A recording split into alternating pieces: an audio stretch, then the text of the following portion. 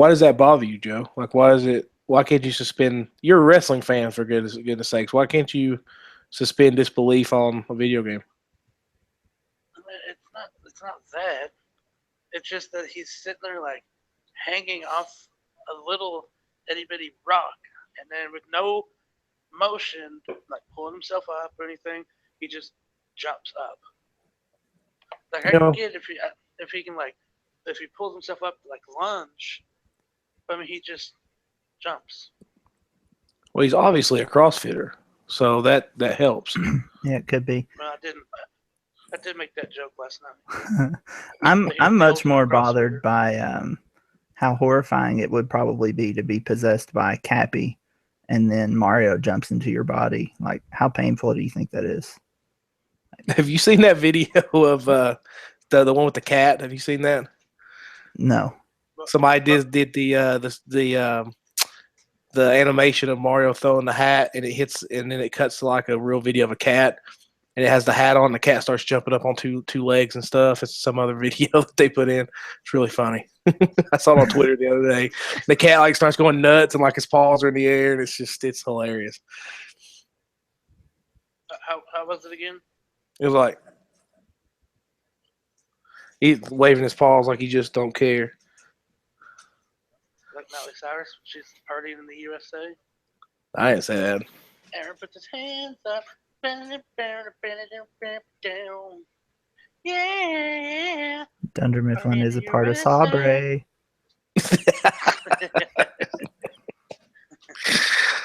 Oh man. So do you guys ever want to go to E3? Yes. Mildly. Yep. It's just like every podcast I hear it. I guess these are from journalists that's been there before, but it sounds terrible. I'm sure it is. I mean, just think about how crowded it is. Well, they said that they had to. They said they had to hold a line today because the fire marshal had to run some people out the first day because it was open to the public or whatever. Mm-hmm. Yeah. And so they had to do like a staggered start, like they let like so many in, and they let so many in after an hour or something like that to try and keep the crowd down. Yeah, I saw where Destiny 2 had a line that was at capacity. Wow. They had to turn people away. Well, they was talking on Twitter because some of the Giant Bomb guys looked on Twitter to see what the gauge of E3 was for just the regular person that went. And one of the tweets was that they waited 4 hours to see the new Call of Duty game, and they got up to like the second one to go in and play it, and they closed the booth and said they'd have to come back tomorrow. I was like, oh man, that sucks. Yeah, that's what you get. Yeah, because people were paying some pretty heavy dollars to get into E3, weren't they? I think it was some people. Yeah, what was it, like $250 a ticket or something like that? But it was $100. A lot to go. That's a lot. It was $100. If I'm going to pay that much money to go stand in line, I'm going to be at Disney World, yeah, something like that, right? Where you're for 4 guaranteed days. to, at least get on the best roller coaster at least once. But they and the early bird special was like $150, I think, when they first opened it to do the early ticket stuff. I don't know, man. I guess it'd be cool, but they said that they have a lot to learn because PAX does it so well, because it is more open to the public. It's more of like a true convention versus what is basically like a business convention that just so happens to be video games trying to be a more public convention. Mm-hmm. But they said like attendance was up 30% from last year. So I don't know if that just means because they welcome in the public and that's the 30%, or or that they truly had more journalists there plus the regular attendees. I wouldn't mind going to PAX. PAX sounds really cool. Like that's something like it. A lot of people talk about PAX, and PAX is something I would definitely like to go to at least once. I have to go to both of them. But if I go to PAX, I'd probably fly out to Seattle and go to PAX Prime. Like if that's the one I was going to go to, I guess that would be the one I would pick. There's a lot of cool retro video game stores in Seattle too. I've been doing my research because I like to go to Seattle at least, at some point.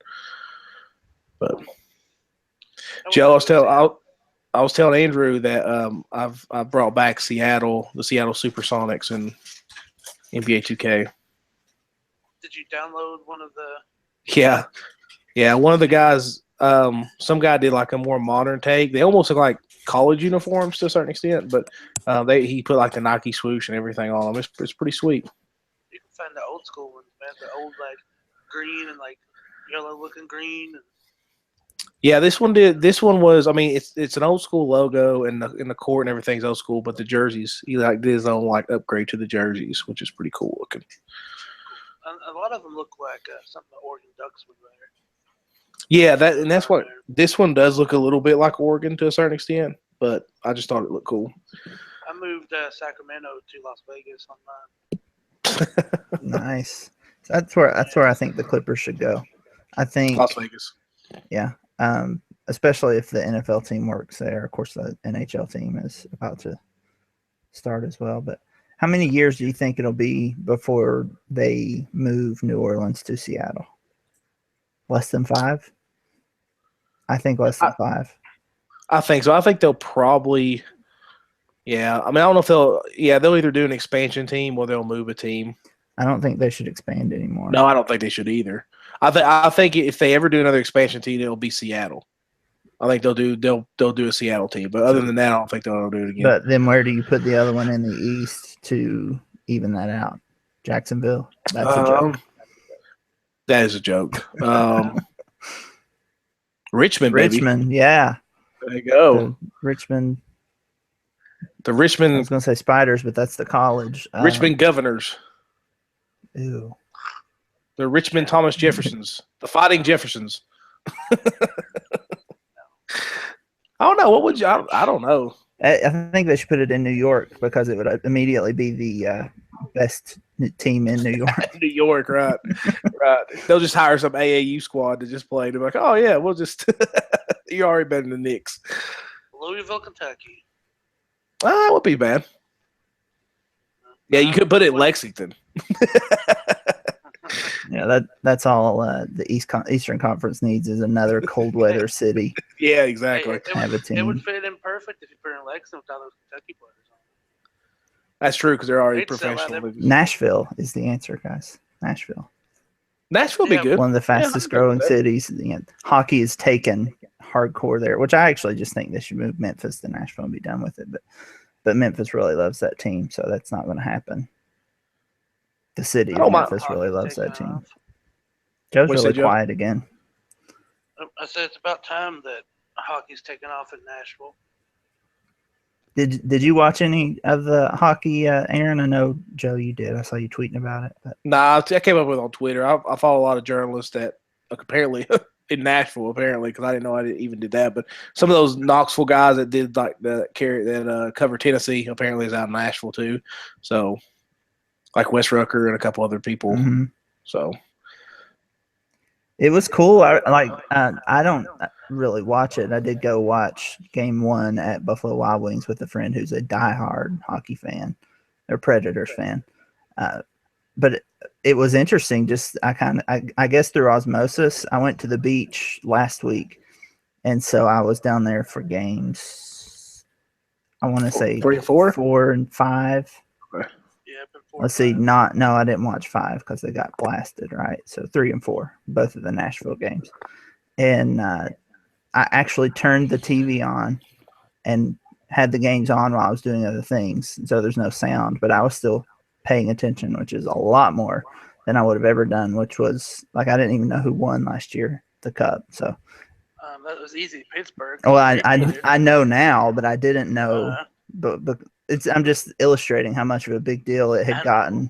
Because I work over in Eastern Tennessee, so and I actually work with someone who's from Pennsylvania and is a big Penguins fan. So that was interesting to see everyone else hopping on the Predators bandwagon, and then he's a Penguins fan. So that was kind of cool. I know you're a Pens fan too, right? Yeah, I was really afraid of going out and cheering for the Pens because I was afraid that might actually kill me. Yeah, my friend went down and watched game. I think he watched both game 3 and game 4 in the block party because he was going to go to the game until tickets were like $1,000 each or something. So he went and that has just got to be a great way to watch a game. Just a huge, like, I wish that UT did that. They don't need to because they have a 100,000 seat stadium, but I wish they would do that kind of thing. Just block off, a street near the stadium and show the game on a big screen. That would be really cool. It's really fun. Like, even just watching the World Cup in a sports bar back in 2014 was a blast, just because you're in this huge room with all these people rooting for the same team. Like, something about that is just, and it's different than in being in a stadium. Of course, it's exciting, but I think the focus becomes on the game, which it should be, I know.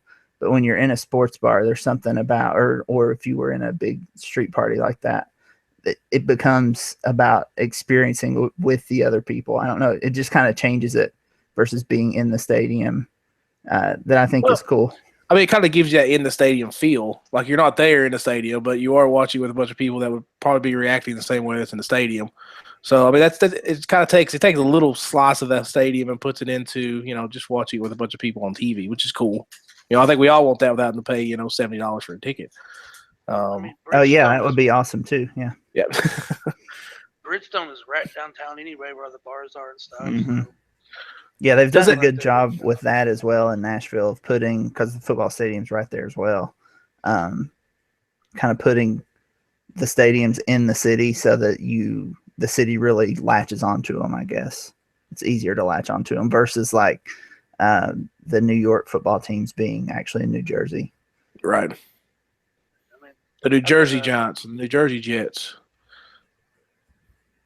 I've been a Penguins fan for over probably 25 years now, and what the Predators done for the state of Tennessee and like people around it was just incredible for hockey. Because around here in East Tennessee, I don't even know. I knew a couple people that were Predators fans, but man, when they started taking off in the playoffs, everybody started becoming a Predators fan, watching it and cheering for them. It was really cool to see. Yeah, like I said, I had never really watched hockey before, but I actually turned the games on. So, it's a big deal for hockey, I think. I don't know if it'll stick. It probably will. I'm considering looking at tickets to go to a game next year. Probably won't go, but I'm considering it, and that's, Listen, that's that's all a hockey. Big deal. That's all hockey wants you to do, is just to consider. That's all they want you to do. If you, well, you figure if I'm considering them people who are closer to Nashville than my 5.5 hour drive or whatever it is, are going to be even more apt to do it. I mean, it was a huge win for Nashville just to get in it, because rumors have had it where they haven't really sold well. This is the first season that they've sold out of every home game.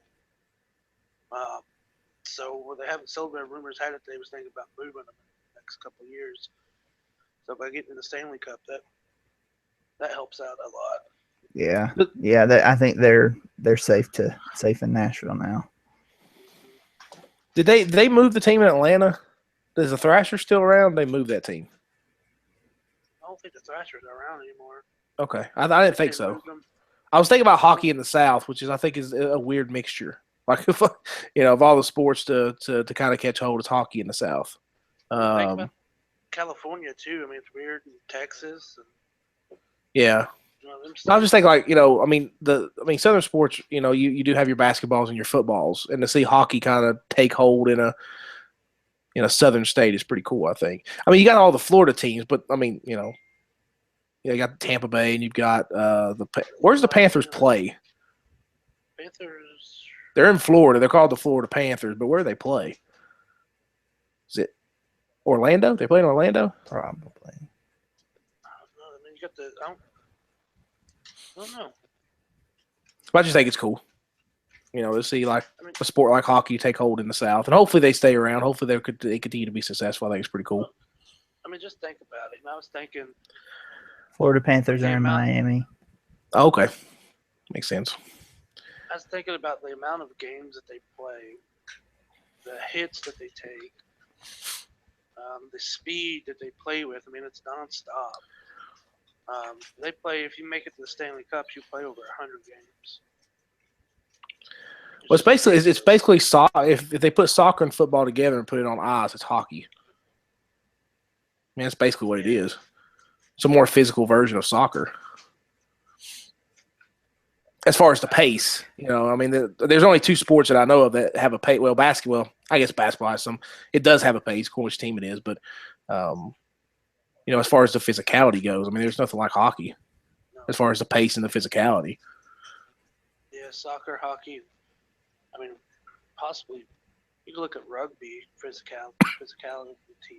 Well, I'm talking about more like popular sports in the U.S. type of thing. Sorry, should have preferenced that. Rugby's on the rise, son. Rugby fun to watch. Who knows? I think they set records this year with the College World or the College Cup for viewers. So you guys probably really don't want to talk about it, but if you would like to talk about a better sport, we did just finish up the NBA Finals. What's the NBA Finals? I don't know what the NBA Finals is. What's a better sport? The NBA Finals. We're just talking about hockey. You heard me. Let's talk playoffs right now, because let's just say the Lord Stanley's playoffs was a lot better than the NBA playoffs. Oh, there's no argument there. Like the best the teams that made it was blowing teams out by 40, including each other. I was still fairly entertained night in and night out by the NBA playoffs. I don't need a game to be close to be entertained by it. Watching teams do things at high skill level, and I'm not just talking about Cleveland and Golden State, but watching Kawhi Leonard play, or watching, I don't care for how he plays, but watching Russell Westbrook do what he does, to me, is entertaining, even if he is getting blown out in the fourth quarter because he's too tired from carrying the team on his back through the first three. I'm entertained by that. I don't need a close game to be entertained. So I thought the NBA playoffs were very entertaining. I think that's what separates, like, I don't like college basketball. I keep up with Tennessee, and that's just about it. But I don't watch college basketball. I think it's slow. It's not good. I think that coaches put too much of a rein on their 5-star recruits, that they don't really shine like you're supposed to when you're a 5-star recruit. And I understand they're trying to teach them how to play the game, and the team's and that's fine. But, like when Syracuse had Carmelo Anthony and Jim Boeheim just let him play, that was the first time in a long time I've seen like a freshman that's supposed to be a superstar just be like, hey, just go out and play basketball. And that's what the NBA does. I know people can argue it's yes, they travel. Yes, they whine about every foul call. But to see someone like, a LeBron James or a Steph Curry or Russell Westbrook just absolutely just take over a game, it's fun to watch, man. I mean, it's compelling theater to see one of those guys just go off. One of my favorite basketball memories, or maybe not memories, but recent basketball games to watch was when Clay went nuts against OKC in Game 6 of the Western Conference Finals last year. Just watching a guy who's unconscious do just ridiculous things, to me, is extremely entertaining. That's why, even though I'm not a LeBron James fan, I still very much appreciate getting to watch him, because he is just so good. And they still have to build a super team to beat Cleveland. Cleveland is a super team. I don't mind super teams. Not at all. But I do. The NBA's full of them. NBA history is full of them. Sure. Yeah, you look at that. You look. And the thing, like, people will say, "Oh, that's not a super." It's just a different way of doing it. I mean, look, the Magic had, or not the Magic, but the Lakers had James Worthy, Magic Johnson, and Kareem Abdul-Jabbar. That's a super team. The Celtics had Bird, McHale, Parrish. That's a super team. Sorry, different eras. They did it a different way. But it's still a super team. That's why those guys met in the finals for 4 straight years or 3 straight years or whatever it was, because they, even Detroit with Dumars and Isaiah Thomas, and those were super teams. I mean, they had the best talent because they drafted the best talent and they supplemented it. Yeah, I hate to rain on your parade, whiners, but the Lakers had 2 of the top 10, top 7 players all time those 80s Lakers had 2 of the top 10 players all time. I mean, they had team. They probably had the very first point forward in Magic Johnson, one of the best players of all time. And then they have what was up until Jordan broke, or I guess was it Karl Malone or Jordan? I can't remember. All-time leader in points in Kareem Abdul-Jabbar. I think he's still the leader, isn't he? Is he still the leader? I thought so. Or I'm sorry, I think Malone passed Jordan for second, right? Is that what it was? I can't remember. But I will tell you in a second. But anyway, the point is, so it's Kareem, Malone, Kobe, and then MJ. Oh, MJ, there you go. Yeah. But LeBron's going to pass them all. So he is going to pass them all. The Warriors, Golden State has drafted wonderfully over the years, but it took. Let's see, what was I say?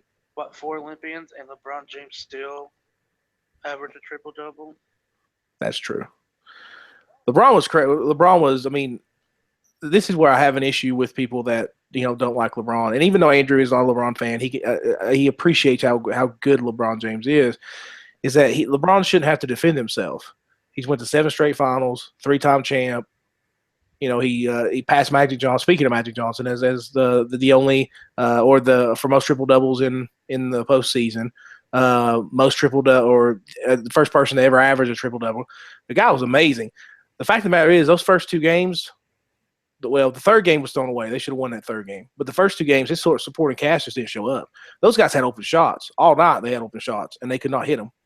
And the difference is if you can't hit your open shots against Golden State, you're going to get beat because at some point, they're going on a 15-0 run or a 15-3 run. It's just a matter of can you hold on for the ride and keep it close. And those first 2 games, they couldn't because nobody was hitting shots. So I would argue that it was actually Golden State's contesting of those shots that were open when LeBron would make the pass or Kyrie would make the pass.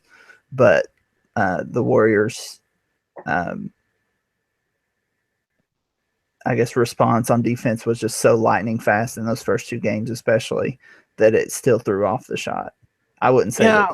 I'm not saying they're wide open, but just missed the open shot. I would say that the Warriors actually did an incredible job of contesting the shot. I'm not saying they was wide open, but you got guys like Kyle Korver and you got guys like Kyrie that usually hit even that split second where somebody jumps out on them really fast. They usually hit those shots. Kevin Love usually hits those shots, and all it takes is for those guys usually to have a split second look at a basket to put it in. And even when they did get maybe an extra second, they just weren't hitting them. I still argue that the Warriors' defense affected those shots. Their defense is good, but, and you can affect those shots, but those guys tend to still make those shots. Like they even with a hand in their face. I mean, Kyle Korver by himself, I've seen him hit 3-pointers with a hand right in his face. So I'm not saying Golden State didn't play great defense, but those guys usually hit more of those shots, and they just didn't do it in the first 2 games. I'm not taking anything away from the Warriors. I think the Warriors is a great basketball team. I think I'm not going to argue and be bitter about the fact my guy didn't win because that's a great basketball team. I will say this though, I can't be bitter over Draymond thinking that he's part of a super team. I mean, those 3 guys you play with, Thompson and Curry and Durant, that's the super team. You're good. I'm not saying he's not good, but I don't think they trade Draymond. What's your argument? They trade Draymond. That team's still going to be a super team without Draymond on it. Go look at the plus minus and go look at how Golden State plays when Draymond's not on the floor and come back and talk to me. I'll go check the stats. Draymond's contribution on defense is maybe the most underrated part of that Warriors team. If they don't draft him, they don't even come close to becoming what they are right now. If they don't have him, they're not even close to what they are right now. Yeah, but if you trade him now and you get a good defender, I mean, they're still going to be one of the best. They can still do a dynasty without Draymond. They could, but I think you're vastly underrating how good Draymond is. No, I'm not saying he's not good. I'm just saying on that team. I know, but I still think you take him off the team. I know. I think you're still vastly underrating what he does for that team. So if you take Draymond off that team and you put him on Toronto, does that make Toronto a vastly better basketball team? No, because Toronto sucks. Okay. Because Toronto sucks. No, I don't think Toronto sucks. I think Toronto's got some good players. Of course, you're a LeBron fan, so you need Toronto to be good, so he can have swept a good team. that's not what I'm trying to say. What I'm saying is, if you take Draymond and put him on any other team in the NBA, I mean, does that put them over the top? No. Maybe the Spurs. Maybe the Spurs. I mean, that's only true for like 2 players. Like, I just think Draymond is not LeBron and Draymond is not KD. So yeah, you're right. But those are the only 2. There's only like 4 players, 5 players in the NBA where you could say, yeah, you put LeBron on Toronto there, that puts them over the top. Put KD on them, puts them over the top. Put Kawhi on them, it puts them over the top. I don't think if you put Harden on them, it would put them over the top. I don't think if you put Westbrook on them, it would put them over the top. Like I don't think that's a good enough argument or a solid argument. Is all I'm saying. Well, my solid argument is you take Draymond off Golden State, they still win championships. I don't think they do. With those 3 players? I don't think they do. You don't. Wow, I don't think you understand how important Draymond is. I'm not because listen. Here's the argument for me. Okay, every team in the NBA except Cleveland and Golden State are looking for a Draymond type of player. Everyone's trying to find the next Draymond Green. The Lakers think they have him in Julius Randle. Like, everybody wants that stretch 5 that can play center, that can guard real centers, and can also go out and defend on the perimeter in a tough spot. And there aren't that many of them. Yeah. Okay. Another one would be Giannis. Like, there's 5 of those players in the NBA. I'm just saying people don't understand just how important Draymond is to that team. Is he the fourth best player on that team? Yeah, he is. But he's an extremely, extremely important 4th best player on that team. I'm not taking anything away from him. Draymond is a good basketball player. I don't like Draymond. I think he's a punk. But I can understand. So Steph Curry, if you want to get technical about it. True.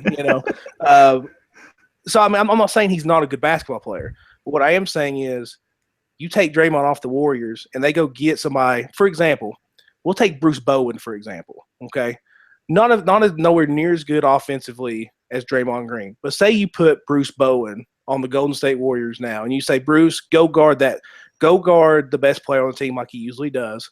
He guarded Kobe, and I know Kobe had great games, but he was one of the good guys that could actually kind of challenge Kobe, make it a tough night for him.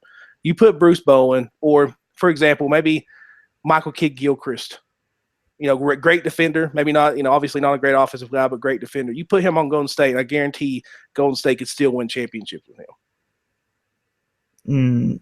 No. No. So you're telling me that you can't that if they take Draymond off Golden State, okay? And you still have Curry, Thompson, and Durant, and you add someone like Michael Kidd-Gilchrist, a great defender, and they're not winning championships? Think about that for a second. I'm thinking. Yeah. Okay. I'm not taking anything away from Draymond. I think Draymond can be underrated. I think Draymond can be overrated. But to say that I don't think he's overrated. Like, the only way he would be overrated is if you would take him over guys like LeBron or Kawhi or KD or Steph, Clay. I mean, he's not maybe a top 10 player in the league, although you could make an argument that he is. The only way he's over, you could make that argument. No. He's that. Okay. I don't think you realize how important he is to that team. Okay. He's important to that team, but that doesn't make him a top 10 player in the league. That's true. He's top 15. There's 9. There's probably 10 other players. He's the defensive player of the year. He's the defensive player of the year. Just because y'all don't like him. Ben Wallace. Huh? No, it's true. I don't like him. And that's why you're crapping on him. I'm not. That's why you're underrating him, because you don't like him. Andrew, this is what you said. You said if you took Draymond Green off that team with, you just stated, probably 3 of the top 15, top 10 players in the league, 2 of probably the top 5 players in the league, Curry and Durant. You take Draymond Green. So you're saying that Draymond Green, you take him off that Golden State Warriors team, and they don't win championships? I think it would be a lot harder. I think it would be a lot harder. I'm not arguing Golden State is better with Draymond. I'm not arguing that he's that Draymond is a good basketball player. But to say that you take him off that team, that's where the overrating comes in for me. Because you have 3 awesome players, and to be quite honest, not bad defenders. Steph's moderate defender, but you got 2 really good elite defenders still. And we talk about Thompson all the time being that That's why they'll never get rid of him at this point because he's a really good elite perimeter defender.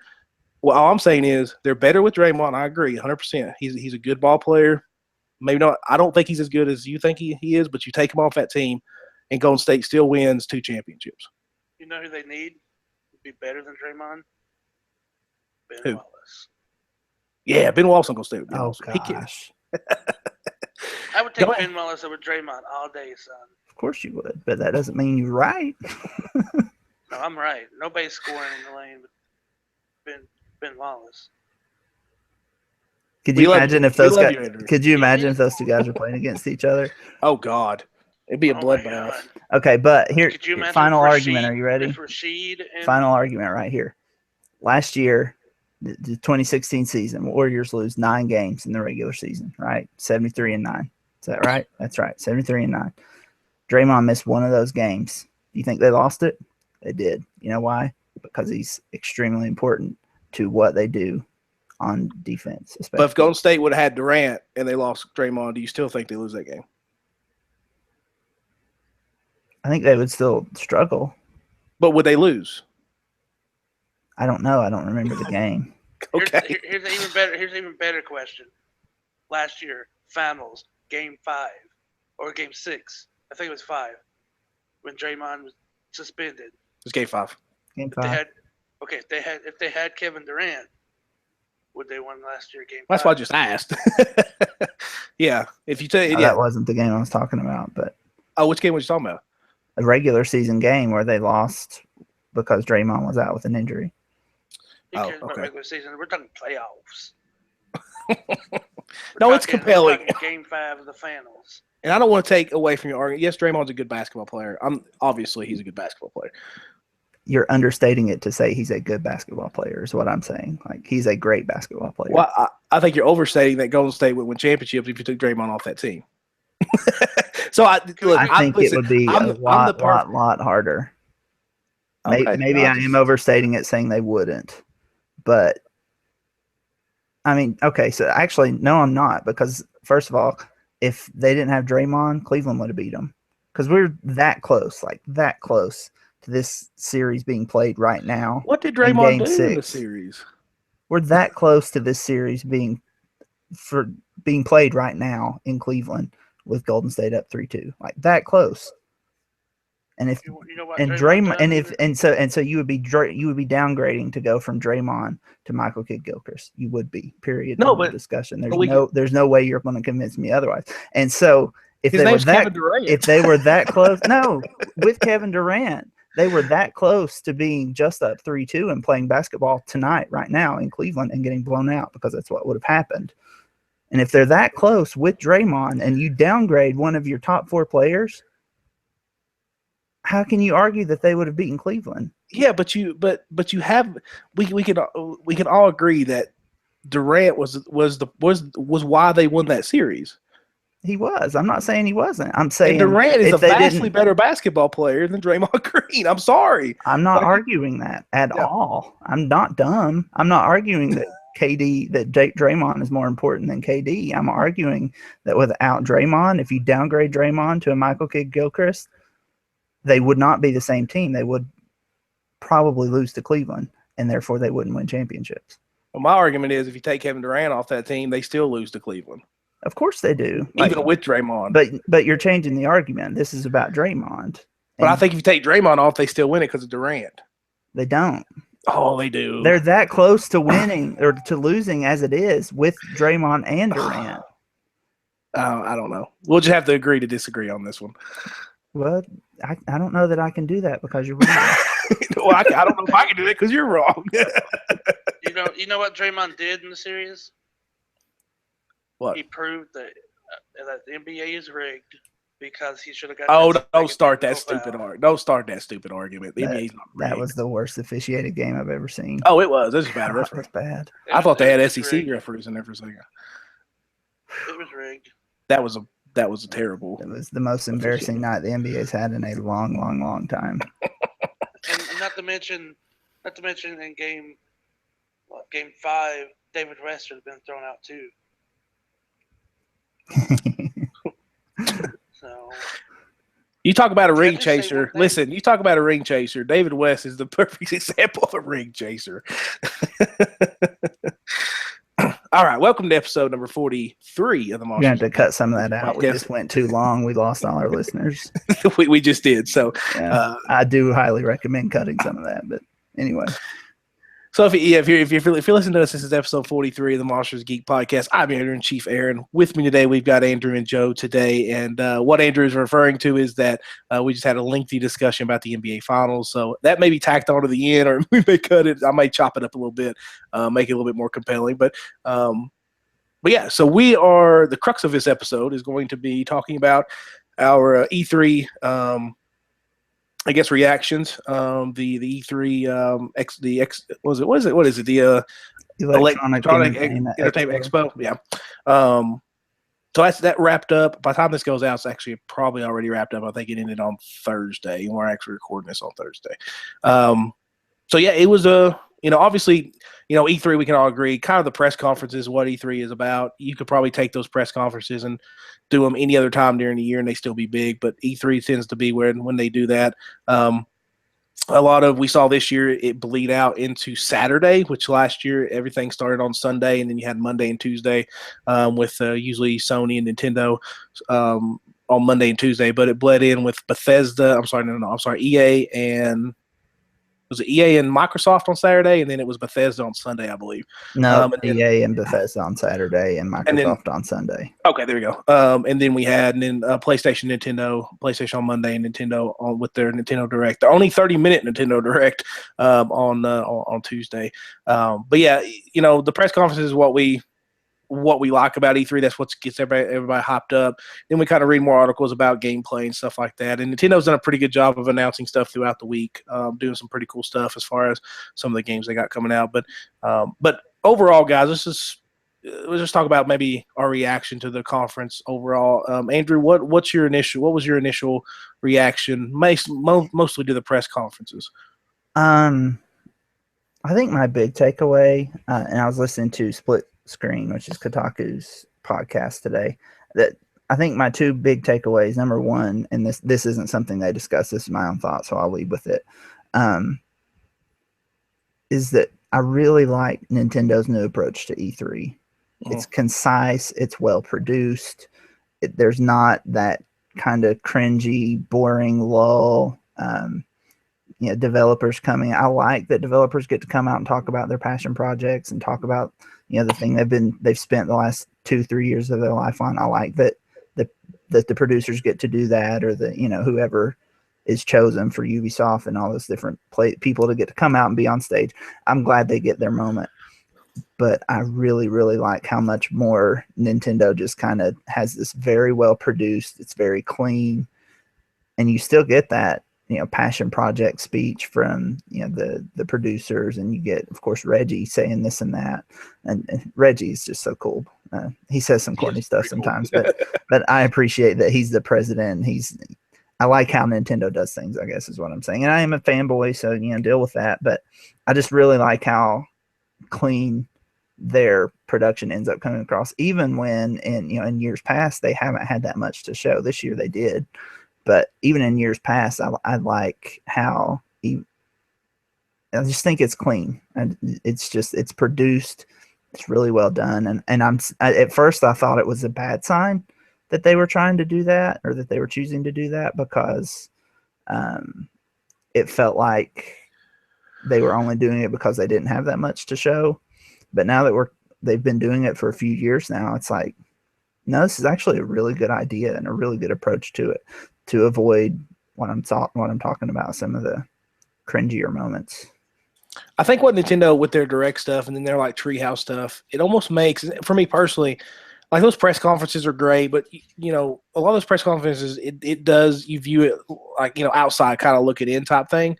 When you look at Nintendo and what they do with the Treehouse and their direct, it almost feels like they bring they do it for you. Like this is your conference. You're not going to be there, but we're going to do this cool little direct thing, and we're going to do Treehouse Live, and they do live gameplay for you, and they do all this stuff, and it makes me feel like I'm part of E3 week with Nintendo versus something like, Microsoft and Sony. Even though I love what Sony, I love Sony press conferences usually because they do a pretty good job with them. It does feel like I'm just streaming this. I'm not really part of the crowd, where Nintendo kind of really does a good job of making you feel like you're participating. Joe, what do you think about just overall we'll talk about each press conference a little bit separately, but what do you think about the overall week of E3 and the press conferences? I've enjoyed them. My big thought though is, will Skyrim ever die? Like seriously, it's coming up for the Switch. You're getting the VR. You're getting Heroes of Skyrim. I mean, just and they didn't even show anything on the Elder Scrolls, the new Elder Scrolls game that we're supposed to be getting. Don't know when, but you think they would at least announce it. But so that was going to be my question to you: are you mad that they keep beating the dead horse in Skyrim because it means that they're not announcing a new one, or are you just you don't like Skyrim? Because I thought you did like Skyrim. No, I like Skyrim, but Skyrim's not a dead horse yet because they're still making money off of it. Yeah. Well, you sent the GIF of the guy beating the dead horse. I did. To me, that is true. I did send that. But I also said they were just beating a horse. I didn't say dead horse, but it was a dead horse because it was a South Park thing. But one of my friends, I was talking to him about it, and he was talking about in like 2030 when you have your VR room, that they're not going to release like another version of Skyrim. Well, they got Skyrim VR already, so. Yeah, but this one will include a horse and a motion suit, so you actually get a real horse. That's it. But no. So you're actually so Skyrim is actually gonna bring like the LARPing pack, right? It's gonna come with the whole get up, right? And when you run into a bear, like a bear busts through the wall in real life and like kills you in one hit. They start releasing patches to nerf bears. No. Overall, I thought E3 was really good this year, especially with Nintendo back on the map. I think that puts extra pressure on Sony and Microsoft to really up their game as well. Yeah, let's just talk about the press conferences in general. We'll talk about each company because I think that's probably where we're kind of heading off. And let's just kind of go in order. EA had a better press conference than what they did last year, but I tell you, man, EA struggles with their press conferences. I just, they did a good job of kind of concentrating on some other things here or there. They did the new BioWare game, which is Anthem, which me and Andrew talked about, and I'm sure he'll talk about here in a minute too. I'm not a big BioWare fan, but I just, not that they're not good games, but I just never really, none of them's really kind of sunk their teeth into me. That game looks pretty cool. I like more the kind of cybernetic body type of thing. Superhuman guy jumps into a suit, which I, it looks like that's what that is. I told Andrew, I thought they was like going to do another Titanfall for some reason because it kind of started out with the mechs, and I thought this isn't a new IP. What are they doing? But it does look like they're heading kind of that way. Guys, what do you think about EA overall? Joe, we'll start with you. Obviously, the sports stuff, some interesting stuff in Madden and what they're doing in FIFA, which they started last year with. Was there anything that EA kind of did that caught your eye? Or? Well, the only thing that I really watched on EA, and I hate to say this, is the girl come out in the Stormtrooper outfit. Oh, for Battle, yeah, for Battlefront, yeah. Like, I didn't watch much of EA. I just didn't. I don't know. Like, I'm hyped up for Madden, and I didn't really see what they have announced for Madden or for the FIFA or anything like that. Well, Madden and FIFA, they're doing some RPG type of elements. They're doing like FIFA did last year, where you start out as the rookie and you kind of build the story. Kind of like what 2K does. That started off, but they're doing it in Madden. It's called the One now, if I'm not mistaken. So you kind of do that was their big thing, kind of showing off that story mode and some other things. Well, I know I caught that during like the first little thing that they put out, trailer, I guess. I figured that's what they were going to do for it. But I didn't really watch EA. I mean, I probably need to watch the BioWare game, but I just didn't watch EA's, or didn't catch the highlights of it either. Andrew, did EA do anything to kind of catch your eye? No. Yeah. they can only try to sell me on their sports stuff so many Right. times, and I appreciate their what they do, and they do a good job with Madden and FIFA. Apparently, I've never played FIFA, but no, like I just don't care enough, I guess. I will say this: their press conference was better in the sense that I felt like they did a little bit more variety. Last year was a lot about Battlefield and sports, and that was basically what they did last year. And I felt like it was almost like they didn't really need to do a press conference. And then, of course, the infamous Jamie Foxx and Zac Efron, possibly being high when they showed up to the press conference to play Battlefield. But one of the things I was disappointed with EA, Battlefront 2 looks amazing. The first one looked amazing, and I hope that the story mode is good. They did show off some multiplayer stuff, and which looked really cool, really fun. But the one thing that I was really disappointed with is that's the only Star Wars game we got. I thought we would get another one. I thought we would too. I thought we would get a little bit more from Visceral. I'm a big Dead Space fan, and that studio, if I'm not mistaken, I think it's Visceral, that's doing the story-driven third-person Star Wars game. I thought we would be getting a lot more of that. We even got a little bit of it last year, so I thought maybe we'd get a little bit more of it this year, but I was really, really disappointed that we didn't see more of that game, because that game, I love Dead Space. I loved everything about Dead Space and how they kind of progressed. I haven't played the third one, but from going from 1 to 2, how they kind of progressed everything, I'm really stoked to see them working on a Star Wars game. So hopefully we'll hear more about that as the year goes along. But I was really, really disappointed when you get to see that. So EA, obviously, much like last year, I didn't watch Bethesda's from the reaction on Twitter. I'm glad I didn't watch Bethesda's. Somebody even posted on Twitter is like, am I rewatching the 2016 Bethesda press conference? Did I go in the wrong stream? Because it seemed like Bethesda, much like Joe talks about with Skyrim, with Bethesda, they didn't really do much besides DLC, it sounds like. So I don't know if we want to comment about Bethesda. There's nothing there, but did anybody, besides the Skyrim stuff, Link's going to be in Skyrim for the Nintendo Switch. That's, kind of cool, I guess. Did anything kind of catch your eye with Bethesda besides what they do? Basically, their, games they announced last year? People liked Evil Within, so I mean that's cool. That's true. That's true. But Joe, did you play Evil Within the first one? I did. Did you? Did you like the first one? I did, and I thought the trailer looked really cool for the second one.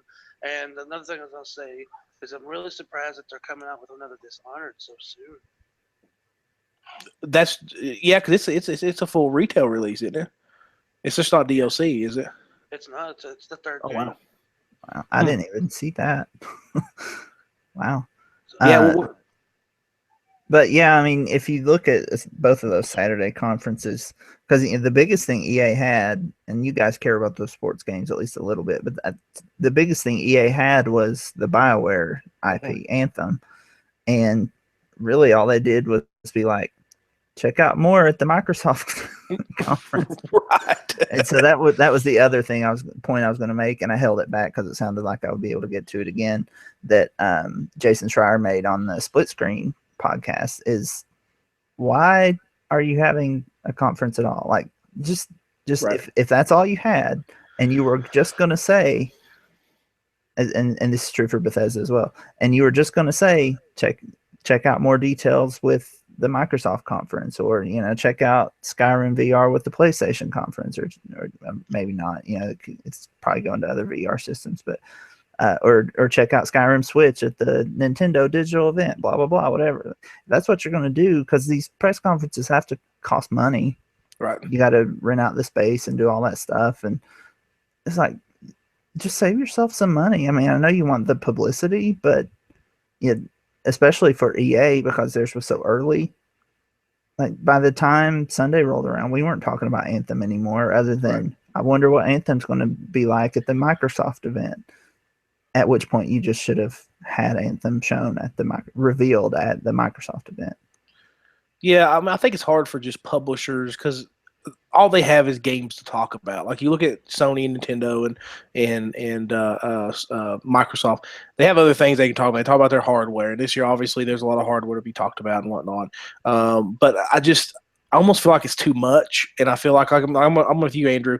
Like they could just show up on these, and that's what they used to do. I mean, if you remember when it was just the big three press conferences, you would have EA show up at Sony to show the new Madden game, or when Call of Duty was big, that was always something Microsoft had. It seemed like they always premiered it for the 360 or whatever on their stage, and it's almost too much, and even though I like EA and I like some of their sports games, and I like watching these press conferences, I'd almost wish that they, like you said, just not do it, because at this point you're only hurting yourself. Because like last year, EA press conference was terrible. Bethesda's, as far as the look, I was listening to some Tim Geddes on the Kind of Funny podcast. They did like little short kind of reaction stuff to some of the press conferences. He said Bethesda's was awesome as far as presentation. Like those guys know what they're doing when they put on a great press conference. But he's like, other than that, what else did they do? Like, how did they help themselves? And I think that at some point you'll maybe see a return just showing up on stages. But until, I guess they just like the publicity. But I think for those companies, they better watch, because they can get bad publicity if they're not careful. And there's no such thing as bad publicity, but I don't think they're getting enough to warrant what they're. Yep. I don't know what they're spending on these things, but it can't be that much. Like they released social media mentions of E3 conferences versus a timeline. I can send you this, guys, in our group chat if you want me to. It's interesting, and we'll talk about Microsoft, I guess, next. If we're going by timeline, Microsoft had 44% of all E3 conference mentions. And it has to be, well, one, their conference was pretty good. They had a lot of games, but it has to have a lot to do with the fact that it was on Sunday afternoon. That's kind of a time where you're at home a lot of the time. I wasn't, but a lot of people are. And I just feel like EA Saturday, that's not a great. Thinking about it in TV terms, that's not where you put a show that you want to be successful. Right. Especially Bethesda having a conference at midnight on Saturday night. Midnight I kept Eastern time. Schedules, and I thought multiple people got that wrong. I thought it can't be at midnight. Like they cannot do that at midnight. I mean, that's 9 p.m. local, but still local. That's late, man. So anyway, Microsoft takes away 44% of the mentions. Part of that is because they had a good show, but another part of it, I think, is because of their time slot. Sony going up, and I know there's not a lot of crossover with this, but Sony's conference was going up against Game 5 of the NBA Finals, so that hurt them. They only had 11%. And then Nintendo, of course, being in the middle of the workday, probably hurt them, and it was only 30 minutes long. They still got 15% of the mentions, and then Ubisoft was 10%, and PC Gaming Show was 2%. But I mean, that's not that surprising, really. I don't know. I just thought it was interesting to kind of see how that all played out, because the point I'm making or trying to make really is that EA just didn't really move the needle that much. Well, I mean, that's part of the reason why I didn't watch it, because of last year. I mean, I didn't enjoy it last year, so I'm turning it on this year. Yeah, so I just don't see that it would be worth it for them. Is the point, I guess. I imagine. So let's talk about the next publisher up, and that's Ubisoft. Like you just mentioned them there. Nice segue, Andrew. Ubisoft. I thought out of the publishers had a pretty. I didn't watch it. I read some stuff on it. Obviously, a new Assassin's Creed. They released it to some pretty positive, at least reaction.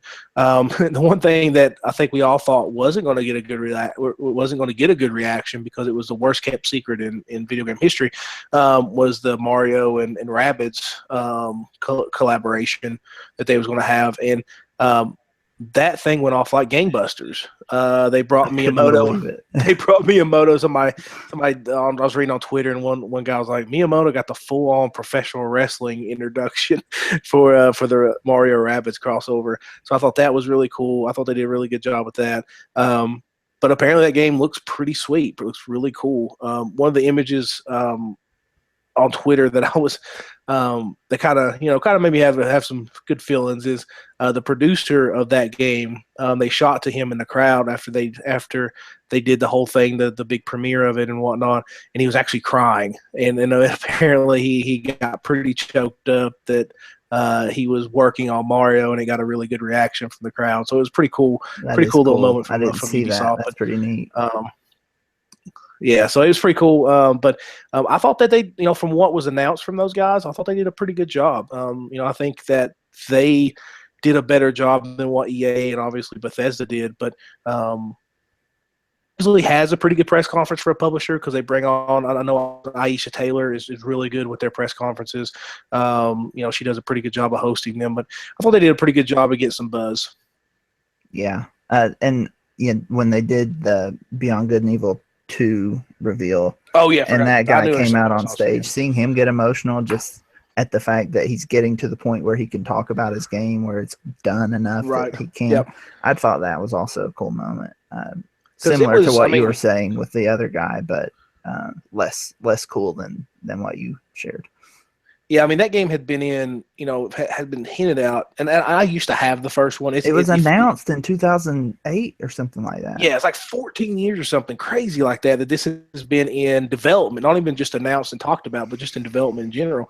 The first one is out, I believe, on I think you can download it on PlayStation 4 and Xbox. I think they did an HD re-release of the original PS3. Okay, there we go. Yeah. That was originally released. It was a game. Weird enough, it was a GameCube exclusive way back in the day, and then it came to PS2. But I'm definitely, yeah, it's a GameCube exclusive for a long time, and then it came to the PS2. I'll probably play that at some point. I think that, especially because I kind of forgot about it. It's always been highly regarded, and this series has always kind of been kind of like the Ico games, Shadow Colossus and stuff. Those games are really good that maybe just a little bit here or there, where people kind of forgot about versus like the GTAs of the world. But yeah, it was cool. Definitely something surprising. The funny thing is, I think that game was teen, and the reveal was not teen. I was actually watching the trailer and had to turn it down at work because it had some. I was not expecting that much language from it. That's how much different it was. So I had to kind of turn it down and watch it. But if it comes out looking like it does in the trailer, that game's going to look amazing. That may be one of the best looking games on this hardware. But hopefully it's soon. We don't know, but to at least have that it's pretty cool to have a reveal on a game that's been talked about for so long. Kind of like The Last Guardian. We never thought we'd see it. Well, we never thought we'd see this, so I thought that was pretty cool. I thought they had 3 really good games with Beyond Good and Evil 2. Then they had that big pirate MMO. Oh yeah. Coming out, and then Far Cry, the new Far Cry 5. Yeah, we didn't talk about Far Cry 5. So, which I'm not a big Far Cry fan. I played the second one way back when, or I'm sorry, the first one when it was ported over to Xbox from PC.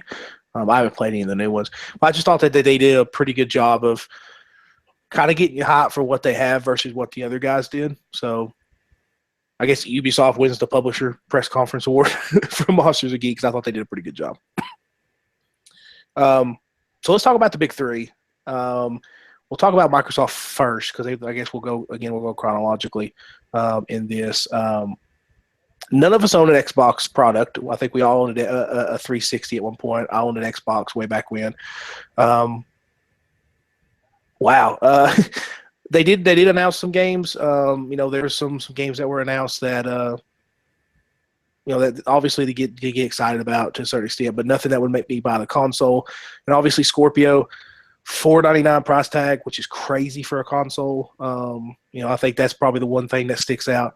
I think the big question that we can all kind of answer is, did Microsoft do anything for us to run out again, Xbox Scorpio or even an Xbox in general? I feel I know the answers to this, but Andrew, did they do anything to entice you to buy their product? Nope. Nope. Not even a little I bit. didn't think so. Joe, what about you? Yep. Joe, what about you, man? And I think that's the takeaway from Microsoft. I think that they, and I read an interview, Kotaku, asked I guess it's all Jay Allen. I can't remember who the new guy is. Excuse me. That is basically the face of Xbox now.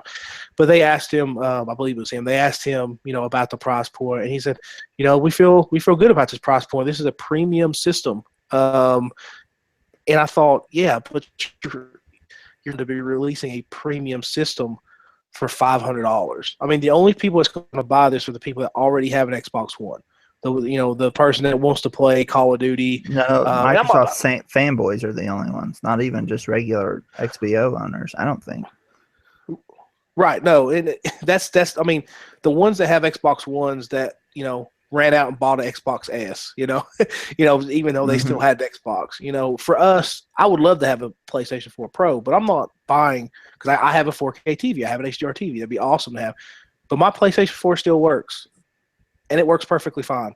And I think that's the only, just like you said, Andrew, the fanboys and the people that want the prettiest tech is going to run out and get those, and that's not who you're trying to appeal to right now. Mm-hmm. Let me ask you this. Go ask Sega what happens when they come out with a high-priced video game console. And that was during a time where that was, that price point was ridiculous to pay for with the Dreamcast. I think that was what, was it $3.99 or $4.99? Which it was worth it. It's a beautiful system, even for at that time period. But when you have something like a PlayStation that's coming in at, what was it, $199 or $250 at the time. Yes, and when you have two systems, even the PlayStation Pro is only, how much is the PlayStation Pro? Like $299, right? Is that am I wrong on that? So even the upgrade for your competitor is cheaper than your upgrade to your competitor that you are lagging behind their regular PlayStation. So, I mean, I think Microsoft at this point, I don't know why you just don't try to take that tech and just go into the next generation and try to do another console. I know we talked about that before. I don't even know how, if Sony's not also starting a new generation, how you start a new generation. Like, how's that even work? Sure. I think that is a struggle in and of itself. But I mean, so here's a question, because they didn't do anything to move the needle for us. What could they do? Like, what is a thing that Microsoft could do to convince you to buy an Xbox One or an Xbox One X, but even just a regular one? I changed my mind. Mic up. Hold your mic up, Joe. I said I changed my mind. They're coming back with the big fat Xbox controllers. There you go. That's what would do. That was what would sell Joe on an Xbox, was the big fat controllers.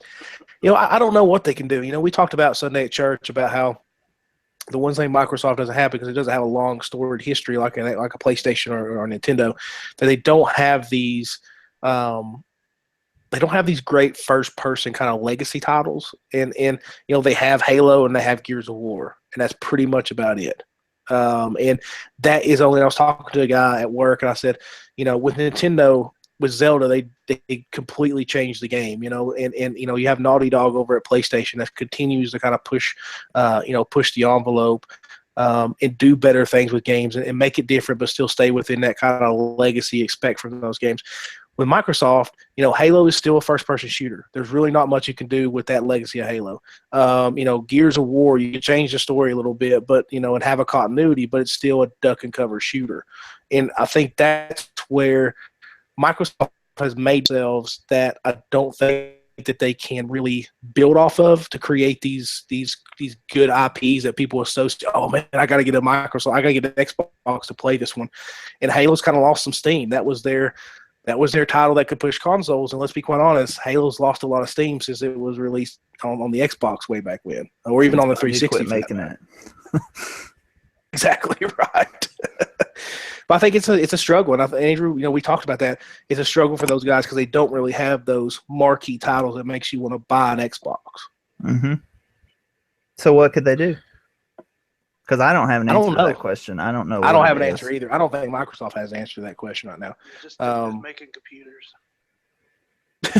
Just stick to making computers. Well, yeah, that is an argument though. Like you could make the argument that for $500 you could buy you could build a decent gaming computer, and then you would have access to Steam. You wouldn't be limited to Xbox storefront or whatever it's called, the Window Live Store, whatever. You could, and you could upgrade it over time and kind of keep up for the same price as the Xbox One X. Now, what I will concede is that from the sound of it, it deserves that price. Like the guts of that thing deserve that price point. But and they're actually, I read an article, they're actually not making any money off of them either. Right. At $500. So if that's the case, I just don't understand why you would buy an Xbox One. I guess the convenience of it is still the argument, but if you're going for the convenience of a console, why not buy a cheaper one with more varied games on it, like a PS4 or one that's portable, like a Nintendo Switch? Sure. Yeah. I just don't think Microsoft it's just an identity issue with those guys, man. They don't have enough of an identity to really bring someone in with the games and what they're trying to do with their systems. I mean, at one point they tried to be a whole media box, and then they didn't want to do that anymore. So it's strange, man. And you know, it's a tough spot for them. I'm not saying that they're not trying to do it. They're not trying to be, they're not trying to challenge Sony and Nintendo. But at this point, it kind of goes back to, when people had an Xbox 360 and a Wii, that was they're usually the two consoles. Mm-hmm. Now it's the PlayStation 4 and the Switch, and that's your secondary console. And they've even lost out on being the secondary console. So I think they were the primary last generation, but yeah, primary. But I mean, like in this generation, they've lost even being the secondary console. I mean, but to me that's tough. Yeah, I mean, to me that's always going to be the case though, because I don't see and I've had both at one time. I've had both an Xbox and a PlayStation. Last gen, I had a 360 and a PS3 for a short time. But if I was only choosing two, I don't see why you would pick between Xbox and PlayStation first, I think. But once you make that decision, your second choice would almost always, to me, be Nintendo. If Nintendo's not first, for some people it's first. Nintendo's not even first for me, and I'm a big Nintendo fanboy, right? But to me, you're picking between the big two the top two big hitters first, Microsoft or Sony. And then once you make that decision, why would you choose the other one second when you can buy the Nintendo console and get access to a whole bunch of different games than you would if you chose then already having a PlayStation? Why would you choose an Xbox? Or already having an Xbox, why would you choose a PlayStation when Nintendo gives you more varied options as a second console? Yeah. When this generation started, they had the Wii U, and not a lot of people had a Wii U. And I think that they weren't. That was their shot at being the second console, right? Because that is the only. Yeah, that's what I was. You're right. You're right. And then the Switch comes out, and now they've kind of lost their chance for that. I tried to get off primary, or you don't have it. But I get what you're saying. Yeah. Yeah, you go. No, I understand what you say too. So, but at the end of the day, if Nintendo has a good console, which it would appear they do now, sure, it's usually the secondary or the primary. Yeah. You either have Nintendo and then one of the other ones, right? Yeah, I agree. Well, I mean, just to put in perspective what Andrew was saying earlier, for $100 more, you can go to Newegg and buy a decent gaming PC for $599. Sure. So yeah, I don't think as much as we like our games to look good, I don't think the console gamer is still always going to be much different than what the PC gamer does. And they're just two different beasts a lot of times. And I think that Microsoft, for some reason or another, is trying to appeal to a console market with PC principles and sensibilities, and it's just not working for them. I just don't think it's going to work for them. And the Master Race still spits on them. Right. There was a great quote from or maybe not great, but very interesting quote from I think it's the Sony marketing director. I can't remember who it was, but anyway, you can look it up and find it. And it was just talking about how in past generations they've been the most PS3 was the most powerful piece of console hardware on the market. And what they found was that third-party developers didn't care because it was cheaper for them to develop on the lower side of things, get it running on both platforms, and release it that way without trying to optimize for PS3. What that led to was you would get these really, really pretty PS3 games, and then third-party games would look good, but you would know that those first party games were always going to look better. Which part of that is because first parties can know how to get more out of their hardware. But another part of And it they is usually have that longer development time too. sometimes so usually. But also looking at third parties, they're just going to develop to the lowest common denominator because it's cheaper that way. It just is. It's cheaper that way. So you're going to do that. And usually the system that is so being I guess the point. Sorry, I kind of left the point hanging. So the point is, being the most powerful console on the market doesn't mean a whole lot. Right, and usually the thing, you know, I've read enough articles about older systems and why they failed or why they struggled was because developers couldn't develop for them. Like, for example, the Sega Saturn. Sega Saturn was a great system, but the Sega Saturn was super, super hard to develop for. And Sony was super easy to develop for. Yeah. And that's why, you know, that's why Sega usually failed, because their systems were harder to develop for. So, yeah, totally. I agree 100%. Well. Yeah. So let's move on to Sony, which was the next big one up as far as that goes. And I thought Sony's presentations are always really good. I want to give you my opinion first on this, just to kind of touch on something I saw on Twitter. A lot of people was really upset that Sony and even Microsoft, to a certain extent, was really just kind of touching on games that they kind of talked about last year. Like, there wasn't a lot of, you know, big time announcement. Like Sony had like 1,000 big time announcements for games that were coming out. And this press conference, I felt like that they didn't have, or a lot of people didn't feel like that they have these big time flashy announcements of games that are down the pike. My opposite argument of that, and I can see that, my opposite is that we got a lot of game play for game. That Spider-Man game looks fantastic. Everything that I saw during that gameplay made that press conference for me, because it looks like they're doing a Spider-Man game that I want to play. And at one point I'll be like, this is, you know, one of the best games on the system, and hopefully it is.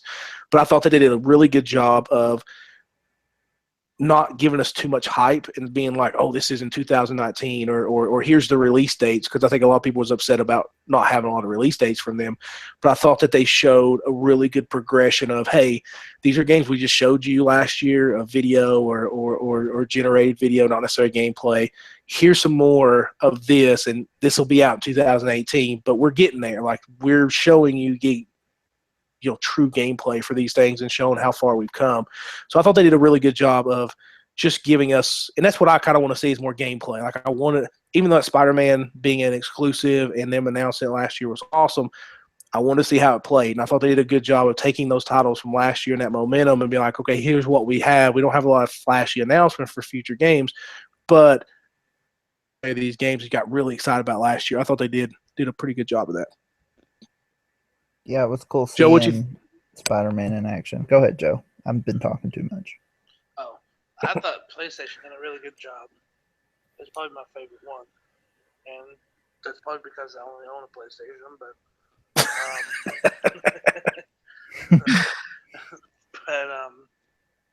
it made me kind of glad that I didn't sell my PlayStation 4, because I was really thinking about it lately, and only going PC for a while. But with some of the games that are coming out, like Spider-Man is one of them. I really thought Hidden Agenda it'll look really fun. The fact that you're bringing multiple players into a game like that, like they used Until Dawn as an example in that little thing, and I guess the preview they showed, where they was watching all these YouTube channels with people playing Until Dawn, and you get a lot of people shouting out, do this, do that. And in this game, I guess it's PlayStation Link, right? Is that what it's called? I believe so, yeah. Yeah, the Link. They showed that off, and, you each have your own screen. One of you, you get Hidden Agenda cards. It just looks really fun, and it looks like it could really be something special, and it sounds like they're doing it right. And it's from the guys that did Until Dawn, right? I don't know if it's the same. I don't think so. Yeah, makers of Until Dawn. Yeah, it's by the same guys. Yeah. All right, but yeah, it looks really cool. Looks really fun.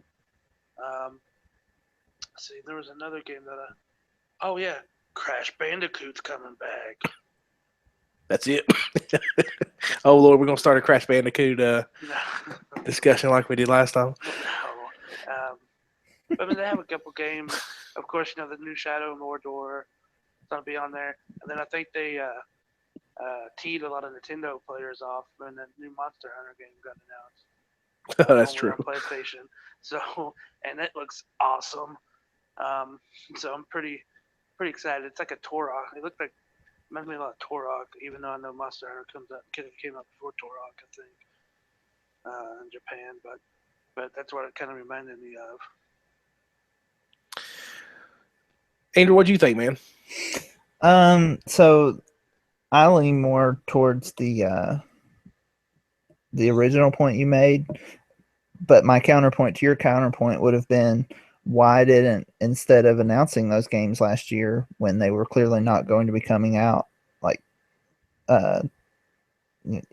between E3s basically, why not spend time talking about Persona 5 last year? Sure. Persona 5, Neo, Gravity Rush 2. You had games, they're not as big of a deal as what they announced last year. The Spider-Man game, if you want to reveal that, sure, go ahead. But maybe plan ahead on your press conferences. So because if they had announced God of War and announced Spider-Man this year, we'd be freaking out. And we would be saying of last year, maybe they don't win E3 last year. I put air quotes on that. Because they wouldn't have maybe as many big hitters, but you would have announced games that were or talked about games that were actually coming out soon. Because now you've spent time, and you did show gameplay, and they did a good job of showing some gameplay. But now you've spent, and they also revealed a lot in their pre-show that it felt like, why didn't you make that like 10 minutes longer and talk about these other games? But I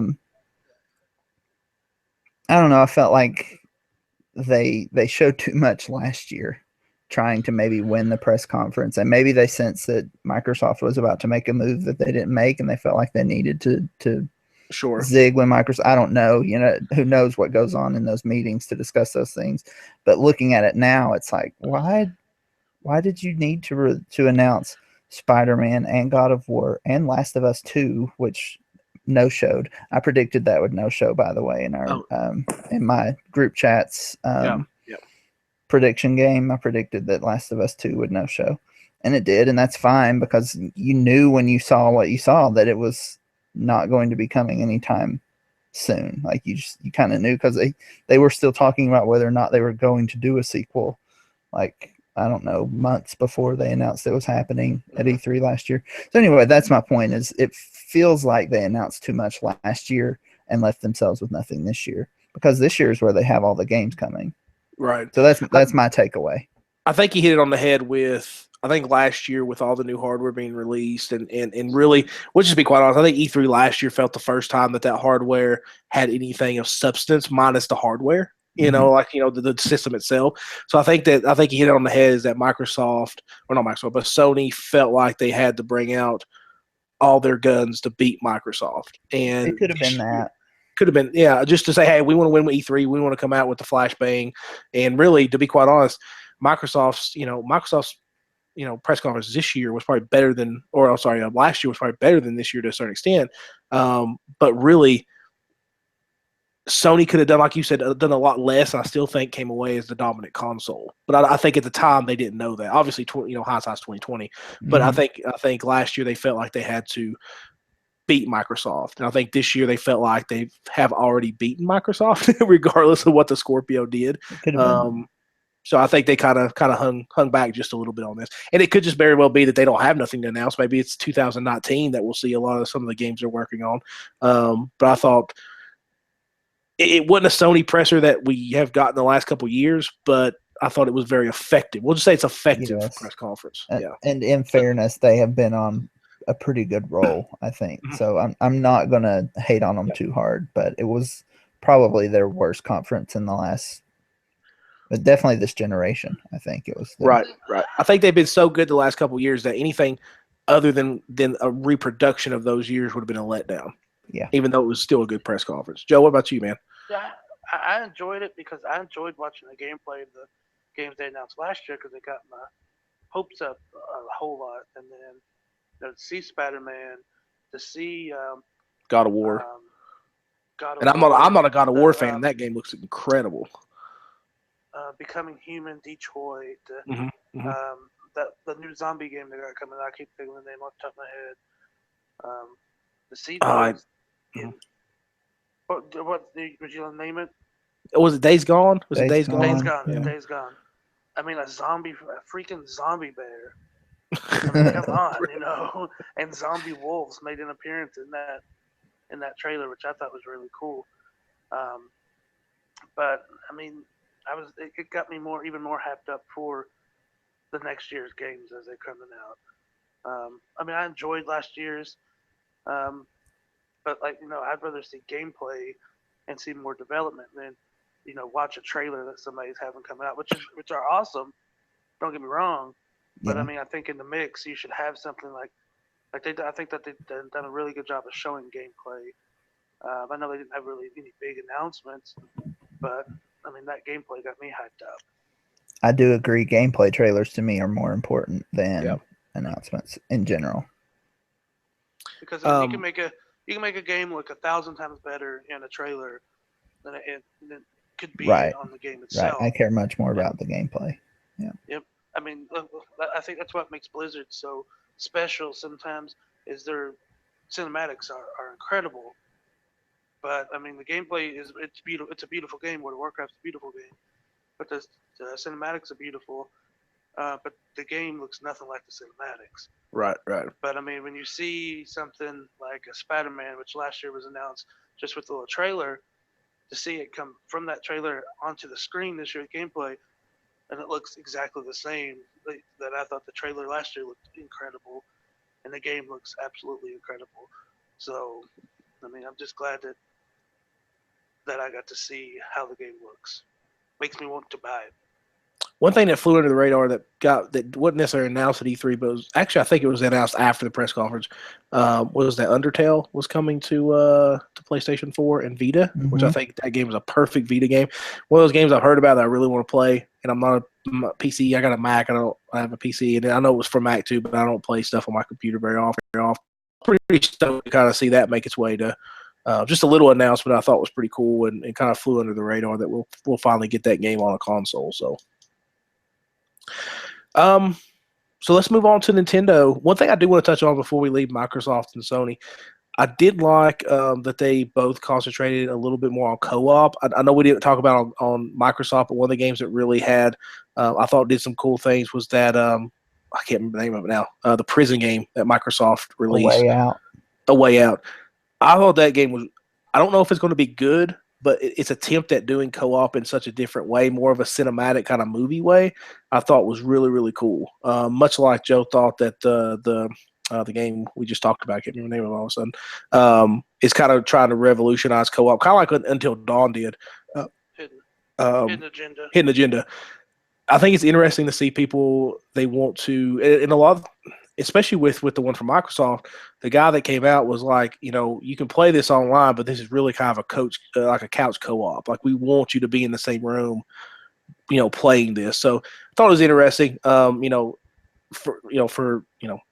For the last 10 years, something like that. Online play co-op has always been a big thing, but to see games like design, sitting down with some friends on a couch, these big kind of good-looking titles, not necessarily the indie titles that we usually get with couch co-op. I thought that was interesting. I wasn't expecting that from either one of them, so I thought that was kind of an interesting little change for them as far as an E3 game. So, let's talk about Nintendo. I think Nintendo probably had the best press conference as far as a mixture of both games that, we'll see this year and also games in the future. I thought they did really good. One thing that I thought that they did really well was they kind of saved the 3DS stuff for the Treehouse and really kind of made that special for that. And then they really concentrated more on the Switch during their big press conference, which I think that's what they needed to do. Andrew, what did you think about Nintendo's press conference overall? I think they came out as kind of the winner of E3. I guess you say air quotes. I don't think there was ever a winner of E3, but I think they came out with the best in I guess in conference or Nintendo Direct. I thought they did a really good job with it. What do you think? The most positivity. Sure. Yeah, it's funny you mentioned that because I thought we were going to get a big push on their 3DS games because it just felt like a very Nintendo thing to do. So I thought that was going to happen. And they have announced, several 3DS games throughout the the 3-day event.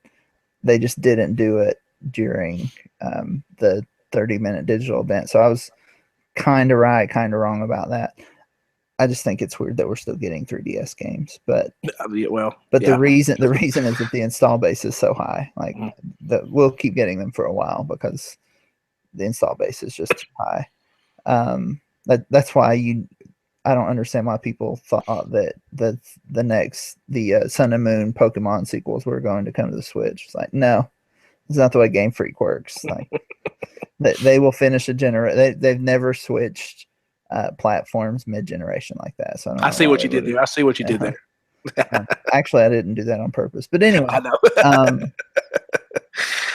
So as for the rest of it, I liked what they had. I'm going to play Xenoblade Chronicles 2. I didn't play the first one, so I'm looking forward to that.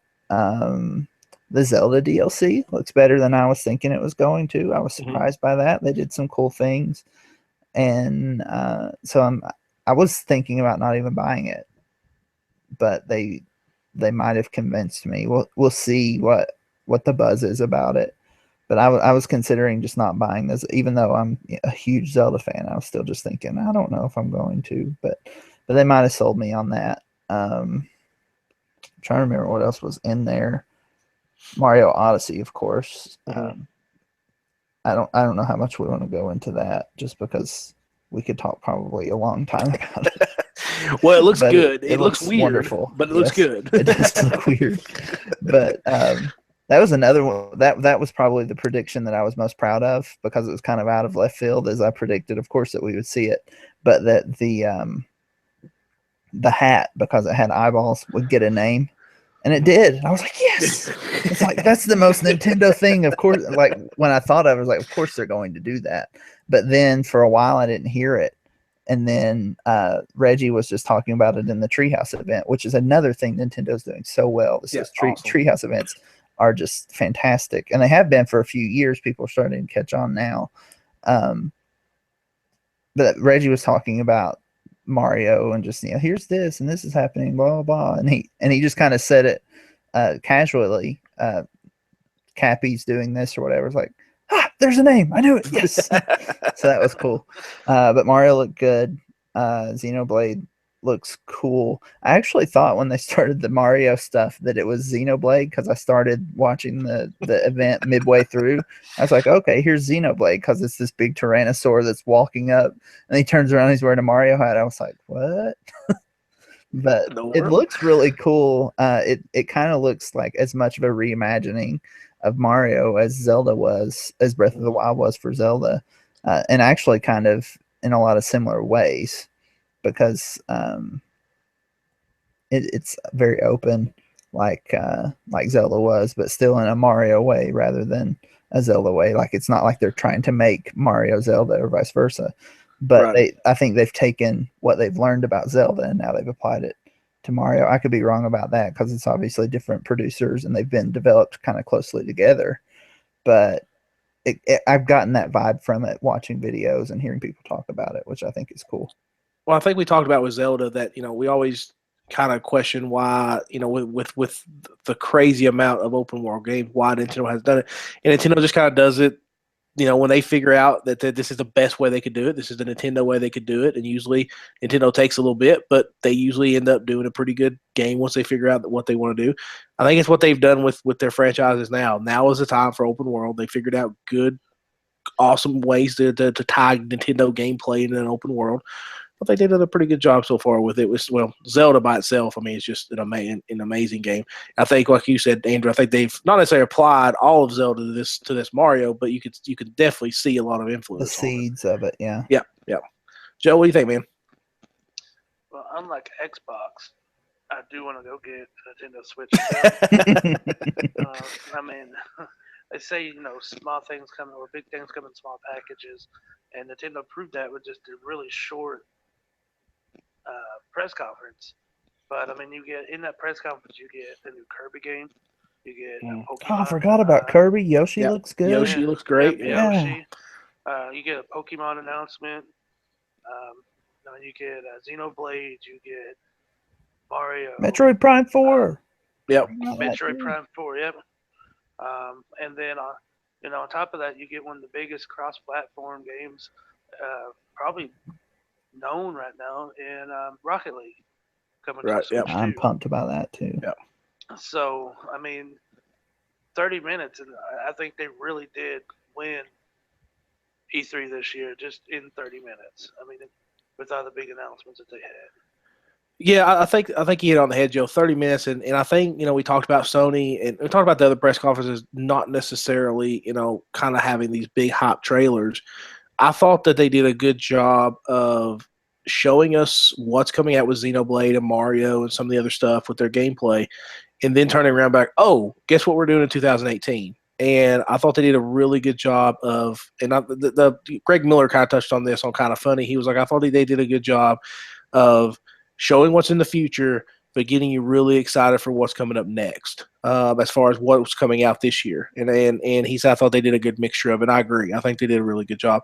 One thing about the Mario thing, that apparently I saw on Twitter, and I don't know if this is the case, but years ago when the Philips CDI was out, when they did that partnership and they did that really weird Zelda game that was really strange, they apparently there was a Mario game that was in development for the Philips CDI, and it was a tough development because the CDI apparently did pixels different the way that they developed for it, so they couldn't do like a Super Mario World, like the way like a 16-bit system did. They had to do it differently. And the game was based on Mario in real places. And so Twitter was kind of going nuts about it because it's very, very similar to what Mario Odyssey is, in the sense that you see Mario in kind of these real-life situations. I think there was even some kind of mechanism where he could take over certain things. It was really, really kind of neat to look at. And I'm going to do a little bit more research, but somebody was like, in the grand scheme of things, the Philips CDI game has really come to the Nintendo Switch. And now I don't know if Nintendo, if it's obviously we don't know if Nintendo took that as inspiration or kind of got the idea, but it's eerily similar that you could definitely connect the dots. So I thought that was a really cool kind of thing. Good find by somebody. Yeah, it was neat. But yeah, I thought Nintendo did a really good job, and I think Metroid Prime 4, and then also obviously the announcement of Metroid for, I guess, to redo a Metroid 2 for the Game Boy. I know a lot of people complained that they was redoing the game, but let's be quite honest, there's not a lot of us that played Metroid 2 on the Game Boy. No, and it looks so completely different and updated. Like it's not, obviously it's not just an up-res, because how do you even up-res a Game Boy game? But it looked, did you watch that gameplay? I did. It looked pretty cool, I thought. Now, the only thing that gets me, and I didn't know this, but apparently it's been being developed by the guys that did that last Castlevania game for the 3DS. That game was mediocre at best, terrible in spots. So hopefully those guys have got a little bit better at it. But Metroid is actually, I think Castlevania is a little bit harder to develop and make interesting versus Metroid that we haven't seen in 10 years. Yeah, I mean, and I think people liked Metroid 2. The biggest problem with it, Metroid 2 would be the one that they're remaking. And I think the biggest problem with it was going to be, or used to be, that it was on Game Boy, and so it was hard to differentiate where you were. Yep. And obviously that won't be a problem anymore. So hopefully it pans out. And I think it's more or less, I mean, I guess it's a remake, but they're basically just taking the storyline and building a new game around it. Is basically what they're doing. But I think they probably can just recycle the maps and stuff. Sure. Imagine. Yep. But it was interesting. I thought they did a really good job. Like I said, I thought that they, I saw somebody on Twitter posted was it GIF? Is that what it is? A GIF? Which way are you guys? GIF. Okay. GIF. There was one that said, and just when we thought the 3DS was dead, and I guess it was on some soap opera or some comedy, and they're at a funeral, and this guy basically wakes up from the coffin and pops up from the coffin. Everybody kind of looks at him like, oh my God, that just happened. But I thought they did a good job of supporting the 3DS, but not necessarily doing like Andrew said, that Nintendo thing where they're like, why aren't they talking about the Switch? Why are we still talking about the 3DS in this press conference? So I thought they did a pretty good job. Guys, was there anything that maybe was announced that maybe flew under the radar for you guys? Anything like that? I was just thinking about that.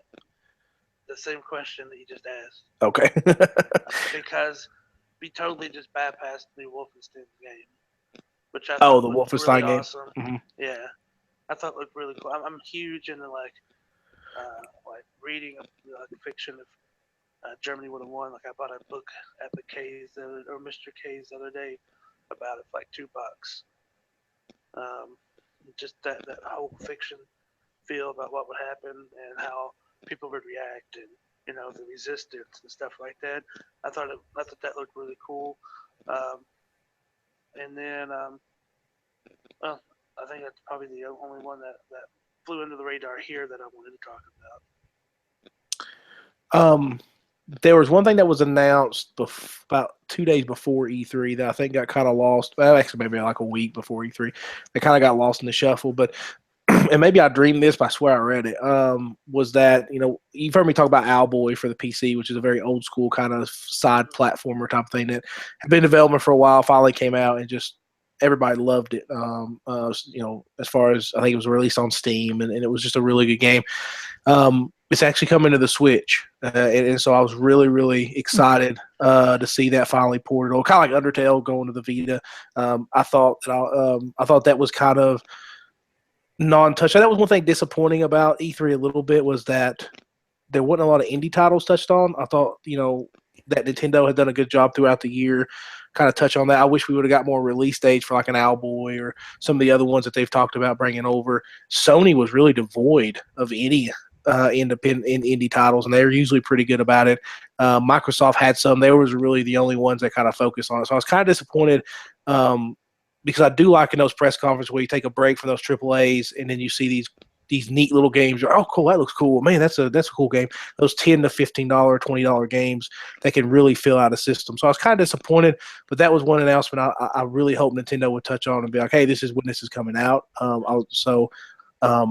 Hopefully it'll come out soon. But that was one of the announcements that I thought was E3 worthy because of how big that game was. That got released a little bit earlier, and I thought definitely a game that I'll buy on the Switch because it looks pretty cool. I think to counterpoint, I think with Sony, I think the reason why they didn't show any of the indie stuff is because they have so many exclusives coming out. Sure. They wanted to show those off, so it's just been such a staple for them, and for Mm-hmm. And even Nintendo, I think Nintendo's done a wonderful job with their indies with the Switch. I think that they had that plan from the get-go, and I thought they've done a really good job with it. And I was just kind of bummed that the one system that I don't care about buying was the one that was talking about the indie games. And the play, usually the ones that I do own kind of touch on that, does a really good job of filling it out. And I was kind of bummed that we didn't get a lot of that. I did think Nintendo would feature some stuff. I was surprised they didn't. I think a lot of it has to do with PlayStation is just now starting to come out with a lot more games, and in the past, when they started doing it with the PlayStation 3, it was kind of toward the end of the PlayStation 3 to the beginning of the PlayStation 4, so they didn't really have that much games in development. So I thought that may be the reason why they've done it. And then this year, you're gonna see a lot more just exclusive Sony exclusive games come out. Now next year may be totally different. Mm-hmm. You might see a lot more indie games if they don't have a lot of games coming out.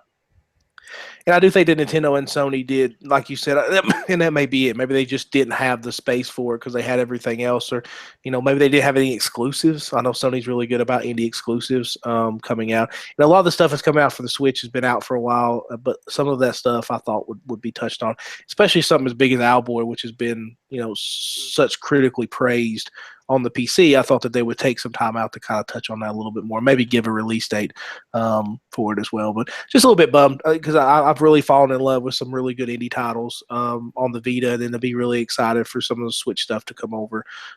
Just thought that maybe I'd get a little bit more of that. But Andrew, was there anything kind of flew under the radar for you? So I was trying to think of something, and I've tried to follow E3 as much as I could, but I've had some other stuff going on, so I haven't been able to necessarily. Two things that I can bring up, though, that I thought were interesting. One, we missed a pretty big title for Ubisoft, and that is the what was it, Skull and Bones, the pirate game. Yeah, I think Joe, did you talk about that briefly? I mentioned it. Yeah, well, we didn't mention the name. Yeah.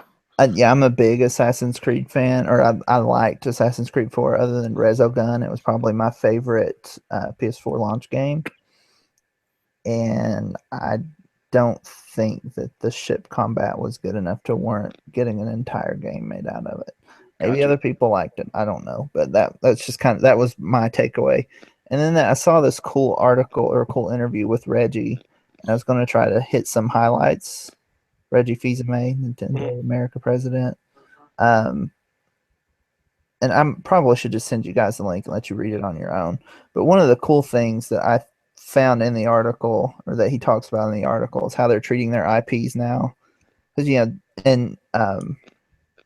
they've been so protective over them in the past, but now they're putting out Mario Run, of course, Pokemon Go, Fire Emblem Heroes, which I'm still playing every day.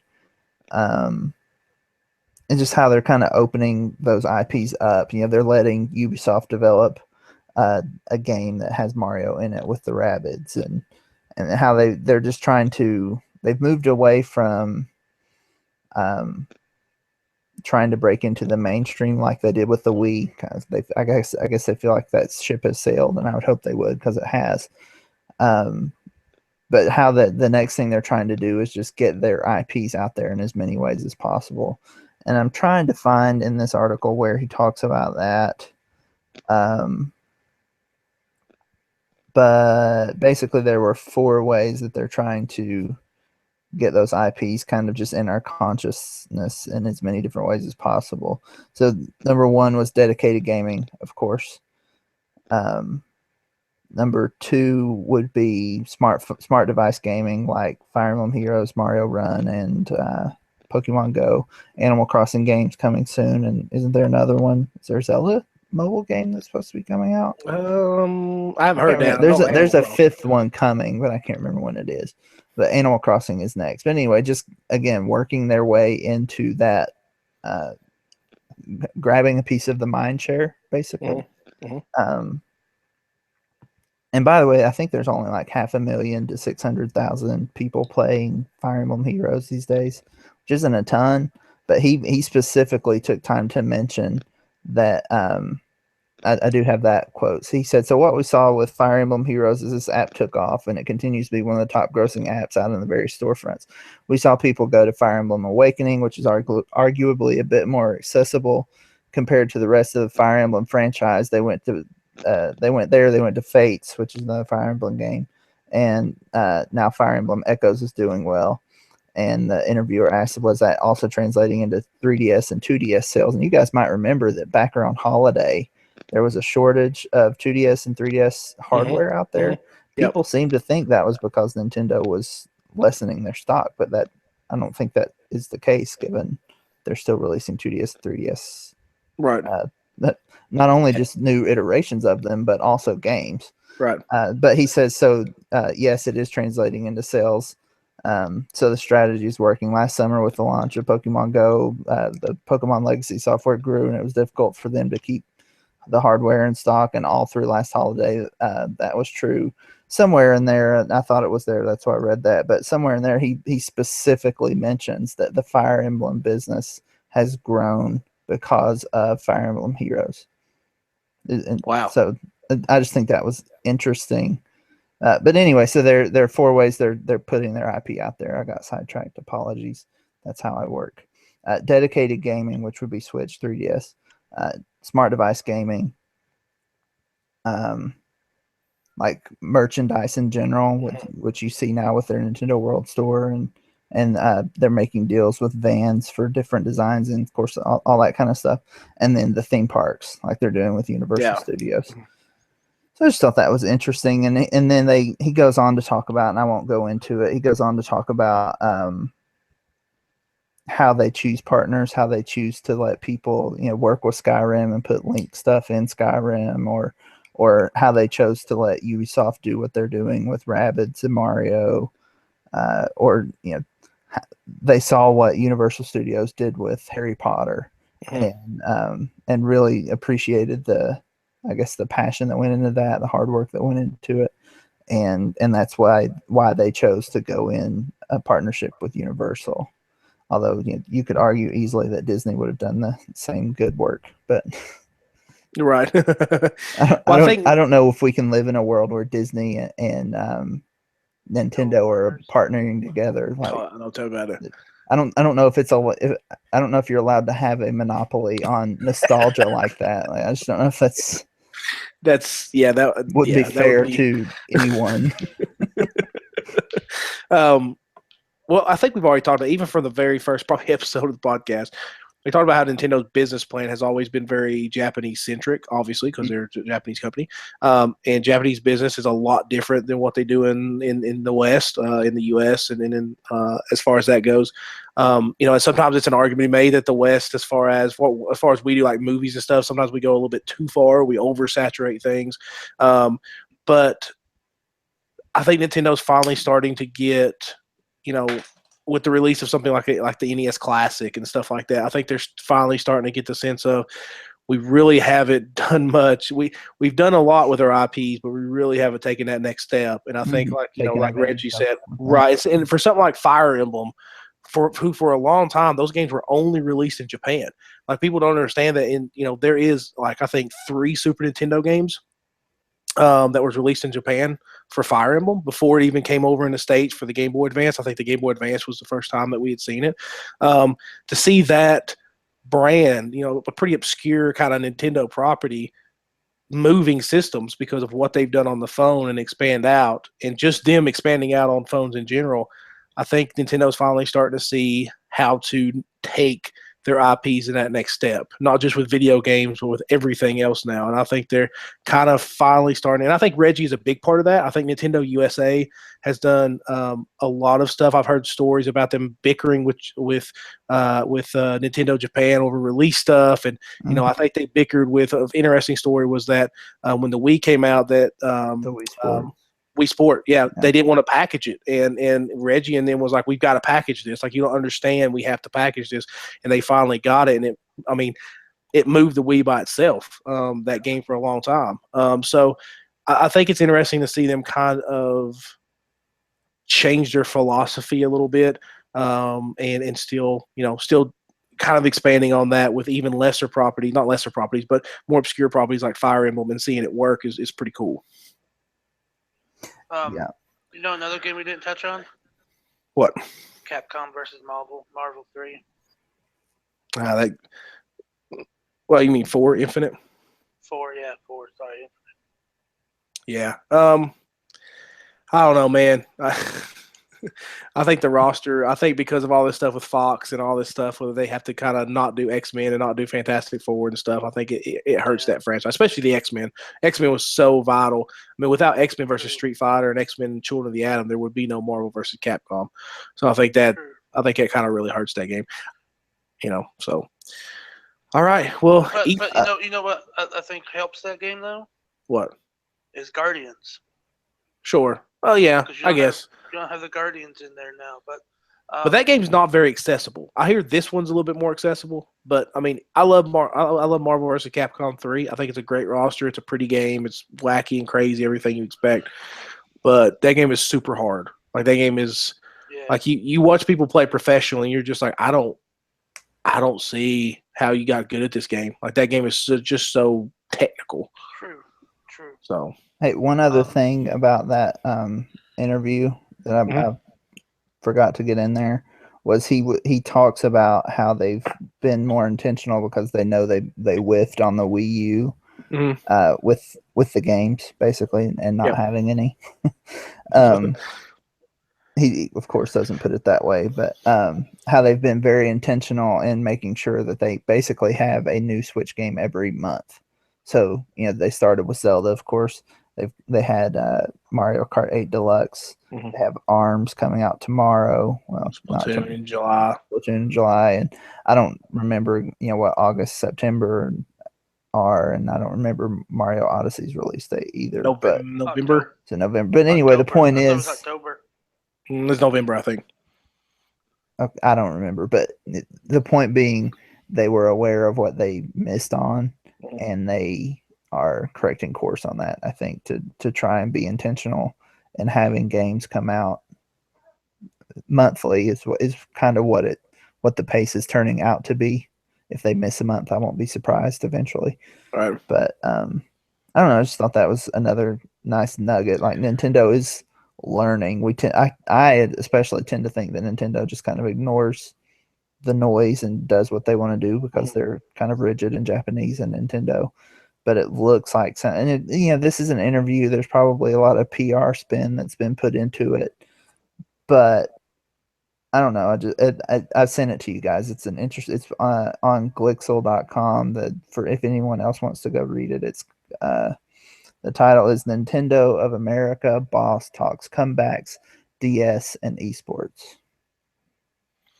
I think Nintendo, especially with the Switch, I think they've done a good job, and that makes sense as far as the release date. But they've done a good job of also.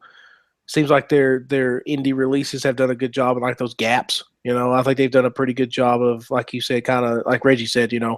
They just have games, and I think they've done a pretty good job of like supplementing the gaps between those games every month with other things that the system can do. I just want the thousands of listeners to know that I was right. Mario does come out in October. Oh, October. I thought it was November for some reason. I just looked it up. It's October. Okay, cool. That's even closer. No, I got something. Two things. One, I think Nintendo won E3 with the big three, and I think the game that won E3 was probably Shadow of War, the Shadow of Mordor. Mm-hmm. Number two, just because the gameplay looks awesome, and they introduced a really likable character in the orc or whatever. Oh my god, dude, he was hilarious! Like, I think it won me over. I haven't watched it. I have to watch that orc thing, but it was all over Kotaku and Polygon. It was made a pretty good impact. It did. And my question is predictions for next year. And I'll start. I'm not even going to talk about that right now. No, it's I don't even know at this point. Last of Us 2 finally shows up. Right. Red Dead Redemption 2 finally shows up. the duo we all waited for. You'll see a new Star Fox, I think, come out next year. Or get announced next year. And I think maybe Animal Crossing. And I think Microsoft ditches a Scorpion and then introduces Laserdisc into video games. Yeah, okay. That would be very Microsoft, sure. Because bigger is better, right? Well, they've already trying to bring back the 90s with the Xbox One X. So I guess a bigger disc would be right down the alley. So that's it. Yeah. So awesome, guys. Yeah. Hey, speaking of being right, Draymond's plus minus in the Warriors 4 wins was 59, plus 59. So they were almost 60 points better than the Cavs in the time he was on the floor in their 4 wins. You have to discount the loss because I think even Durant's plus minus was like minus 25 or something like that in that game. Listen, I'm not saying Draymond's not good. And I'm not saying they're not a better team with Draymond. But that doesn't mean they don't win championships with those 3 without Draymond. That's my only argument. That's it. We'll just leave it at that, okay? The one thing that you said that was true in that argument is Draymond is better than Michael Kidd. You guys are dead wrong about how good he is. Like, I can't believe that you're supposed to be basketball fans and you're this wrong about how good Draymond is. Like, I'm not saying he's not good. I know, but you're not saying he's good enough. What? He's not going to go to a team and make a huge difference if he's not. We're not having this argument again. All my argument is that you take Draymond off the Warriors, they still win championships. That's all I'm saying. I backed off on that. Okay, all right. And I did. That's the only argument I need to win is that one right there. Well, no, but if they don't have Draymond, they don't beat Cleveland this year. Maybe they do in a couple of years, but they lose to Cleveland this year without Draymond. I don't know about he gave them 60 points on the floor. I think there's one team that Draymond could go and benefit from, and that's only if they land Hayward in the offseason, and that's the Celtics. I think he'd They be already really have good a fit on that stretch team. 5. Yeah, his but name's he's Amari old. Carroll. Well, that's Horford. I was thinking Carroll. He's a 3. Horford. Sorry. Horford's getting old though. That's true. That's true. So I think if Draymond was a free agent and cap wasn't an issue, he would get a call from 30 teams. he I'm not going to dispute that. No, yeah, I agree. And I'm not arguing that he's as good as Durant or Curry, but he's a lot more important. It's hard to quantify how important he is to the Warriors. He adds a physicalness to I'm not going to say small team, but they play small ball. He adds that physicalness. He could do the same thing if he was on a Suns team. Just Sure. to say, because they play small ball. Right. I mean, he would be important to whatever team he was on, but they're not able to do that. They probably don't even stumble across what has made them the most successful team over the stretch of 3 seasons ever, according to wins. He's a better. They don't get to the point that they are now in terms of this 3-year stretch without him, is my argument. Like, he's a lot more important than he gets credit for. He's a better offensive weapon than Dennis Rodman, but he is the Dennis Rodman of the Warriors. I think he gets enough credit. I think he sometimes gets too much credit. That's all I'm saying. Like, I think he gets too much credit. I think he gets credit. I think he's a good ball player. Credited. We'll just end it this. We could go all night on this one. I don't. Yeah, we're here. We can agree on this one. LeBron is better. KD is better. Curry is better. Good night, everybody. Kawhi's better. Oh yeah, for sure. Those aren't the only 4. Like, sure. I was getting to the point where, yeah. Good night, everybody. So that'll be it. One thing I am disappointed with E3 is that Capcom is still holding Mega Man Legends 3 until another E3. So maybe we'll get that for the DS next year. Capcom. So that's my dream. Every year I'm like Mega Man Legends 3, and every year I'm disappointed. Every year. So yeah, that's it, man. So guys, thank you guys for taking some time out tonight and talking some sports and some E3. We will be doing another episode soon. We talked about, I know we've been teasing talking about the top 100 games for what's the name of the magazine? I can't remember all of a sudden. Game Informer. And we will be doing that, but I wanted to kind of get everybody in here. So Jared's gone. Daniel couldn't be here tonight, so we're going to record that soon. That'll probably be kind of like a special edition episode where we just talk about the games on that list. So, but yeah.